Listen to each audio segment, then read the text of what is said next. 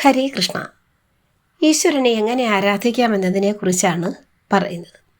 ഇതിൽ 9 കാര്യങ്ങളാണ് ഈശ്വരനെ ആരാധിക്കുന്നതിനെക്കുറിച്ച് പറയുന്നത്. കഴിഞ്ഞ ഭാഗത്ത് 3 കാര്യങ്ങൾ പറഞ്ഞിരുന്നു. അതായത് ശ്രവണം, കീർത്തനം, സ്മരണം. ഇനി 4-മതായി പറയുന്നത് സേവനമാണ്. ഓരോരുത്തരും ഈശ്വരൻ്റെ ദാസനാണെന്ന് മനസ്സിൽ സങ്കല്പിക്കുക. ഈശ്വര ചൈതന്യത്തെ ശുദ്ധമായ മനസ്സോട് വേണം പൂജിക്കേണ്ടത്. ഇത് ഭഗവാനോടുള്ള സേവനമാണ്. ഭഗവാന് നമ്മളുടെ മനസ്സ് പൂർണ്ണമായും അർപ്പിച്ചുകൊണ്ടാവണം ഈ സേവനം.